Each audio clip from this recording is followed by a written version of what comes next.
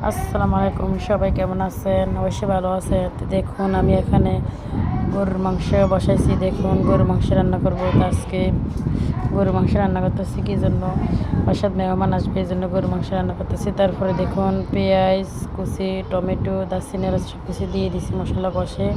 এদিক দিয়ে দেখুন গরুর মাংসটা দিয়ে দিছি, তারপরে এটা কষানো শুরু করছি।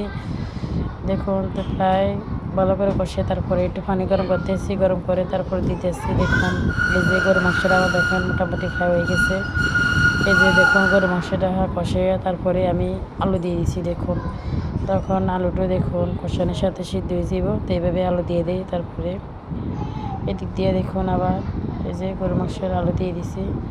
তখন এদিক দিয়ে আবার মুরগির মাংস বসাই দিছি, পেঁয়াজ কুচি, টমেটো, দারচিনি এলাচ সব কিছু দিয়ে তেল দিয়ে দেখুন ভালো করে নাড়া দিয়ে দিছি।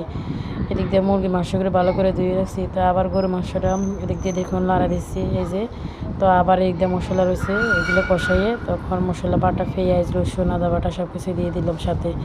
তখন এটা দিয়ে ভালো করে আবার নাড়া দিয়ে দিবে একসাথে। ভালো করে মশলাটা কষাবে দিয়ে কষানো আমার ফ্রাই হয়ে গেছে। তারপরে এদিক দিয়ে দেখুন গরু মাংসটা আবার একটু লাড়া দিচ্ছি। এই যে আবার লাড়া দিয়ে দিচ্ছি। দেখুন গরু মাংসটা কালারটা অনেক সুন্দর এসেছে। দেখুন এই যে হলুদের গুঁড়া মুরগির জন্য বসাই দিচ্ছি মশলা, হলুদের গুঁড়া, মরিচের গুঁড়া দেখুন দিয়ে দিলাম। এই যে আবার একটু লাড়া দিয়ে দিচ্ছি। এই যে মরিচের গুঁড়া, হলুদ দিছি। দেখুন তো হলুদ দেওয়ার পর এখন মশলাটা ভালো করে নাড়া দিব। তারপরে একটু সাথে আবার লবণ দিয়ে দিয়েছিলাম। দেখুন জিরা বাটা সব কিছু দিয়েছি মশলা, এই যে লবণ দিয়ে দিচ্ছি লাস্টে। দেখুন তারপরে দিক দিয়ে দেখুন ভালো করে মশলাটা ভাজা ভাজা করব। তারপরে একটু পানি দিয়ে একটু সস দিয়ে দিচ্ছি। দেখুন এই যে একটু ধনিয়ার গুঁড়ো দিয়ে দিচ্ছি। তখন দেখুন আমি এটাকে ভালো করে মশলাটা ভাজা ভাজা করে নেব, যতক্ষণ মশলাটা ভালো করে কষাই না হবে। তো সাথে একটু পানি দিয়ে দিব, মানে মশলাটা কষানোর জন্য।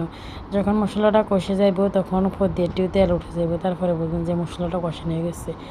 তো এদিক দিয়ে আমি মুরগির মাংস বসাই দিলাম, ওদিক দিয়ে কিন্তু আমার গরু মাংস ফ্রাই কষানি হয়ে গেছে। এখন গরু মাংস আমি জল দিয়ে দিব। দেখুন তারপরে এদিক দিয়ে দেখুন আমি আবার এই যে মুরগিগুলো, এটা হচ্ছে কি লাল মুরগি, এই যে কক বলে শক্ত মুরগি, এই মুরগিটাকে রান্না করতে এসেছি। তখন মুরগিটা দেখুন আমি ভালো করে কেটে ধুইটে ফসে করছি। তখন এই যে মশলা কষানো হয়ে গেছে আমার। এই যে এখন আমি মুরগিগুলো দিয়ে দিলাম, আর মুরগিগুলো দিয়ে ভালো করে আমি নাড়া দিয়ে দিব। তো এটা ভালো করে কষবে। এই যে মুরগি দিয়ে দিছি। দেখুন এখন ভালো করে এটা কষতে হবে ভালো করে। এই যে আজকে আমার বাসায় মেহমান আসবে, এই জন্য আমার রান্না বান্নালে অনেক ব্যস্ত।